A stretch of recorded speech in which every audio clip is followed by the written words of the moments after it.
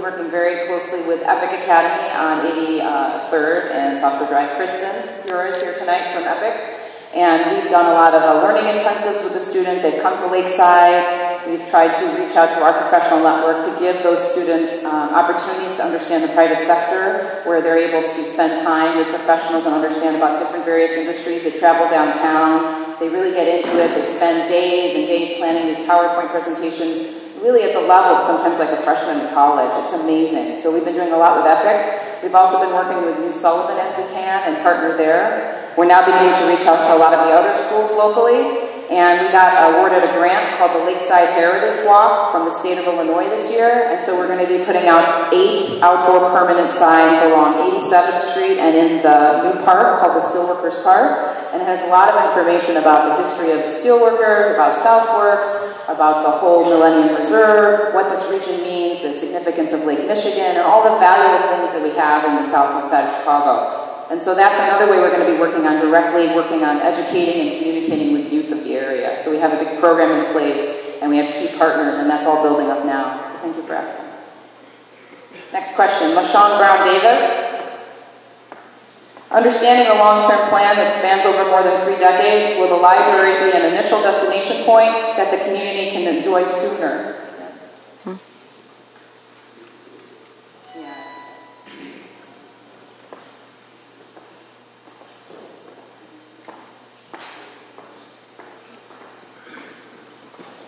Well, I think the question is, I think you're asking about if the library is going to take a while, to be built and so on and so forth. But what's going to happen can be an initial destination point that the community can enjoy sooner.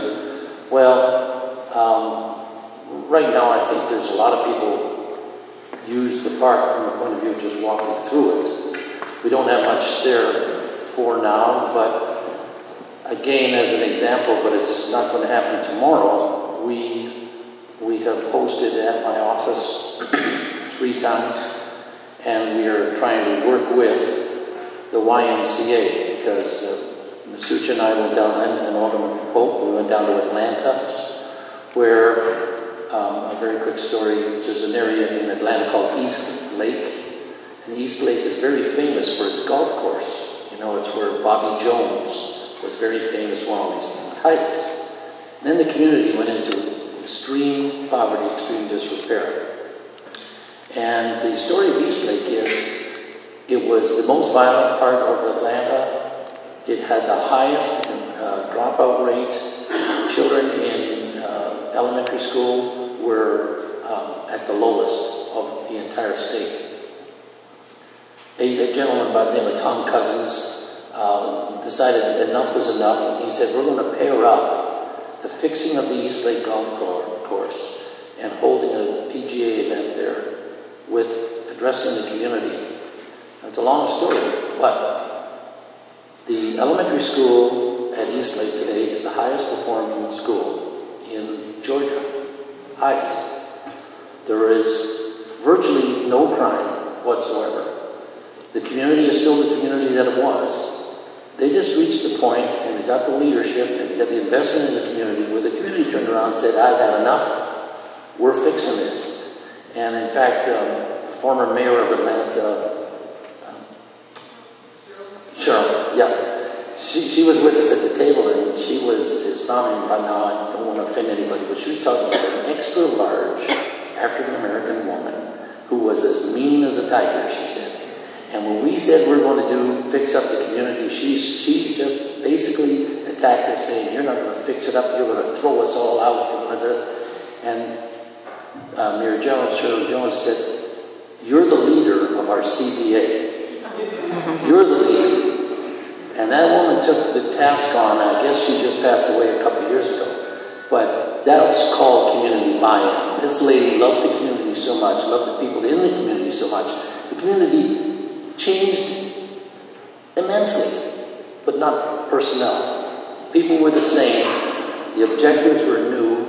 Opportunities were put into the community for jobs, for a better school, for all of that stuff. And the YMCA, and this is why we talk to them and try to build this model, and both aldermen support this. The The YMCA built a beautiful, big YMCA attached to the new school that the developer built. And so the programs were all day long. The parents were in the Y when the kids weren't using it, the kids were in the Y. It's just such a model. If you have your computer at home and you go onto the East Lake site to see, it's called Purpose-Built Community. Purpose-Built Community. The story is amazing, and that's something we'd like to do here. It would be a little earlier, I think, to be finished than the library, but as you saw, if you were at the groundbreaking yesterday at Mariano's, a lot of the YMCA people were there, including the executive director of the YMCA. So. Thanks, Dan. So we're going to have to wrap it up. I just have a few more questions here, and then a few of us will be here after if you still want to ask questions. We want to be mindful of those people's time because we started a little bit late this evening due to traffic. Crystal Prophet? Crystal, will these questions and answers be pasted somewhere on the Lakeside website? I think that's a wonderful idea. We can easily post the questions and the answers that we've given you tonight on our website. We have a section on the Lakeside website, so thank you for recommending for us to do that. Robert Victor? Hi, Robert. Will jobs be available for ex-offenders, and are there skilled ex-offenders?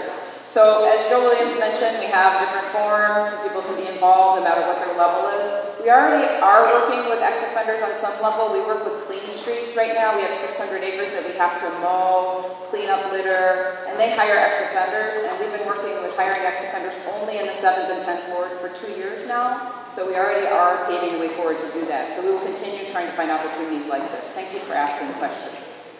Last question, Dr. Jimenez?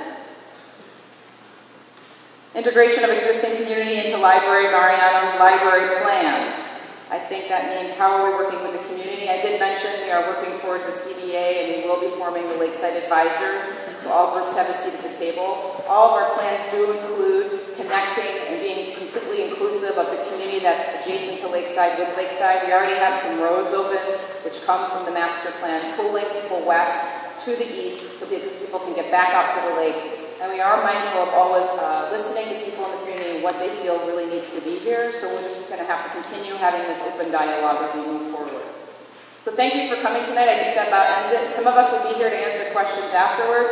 And thank you for listening to our talk about the library. And go Obama!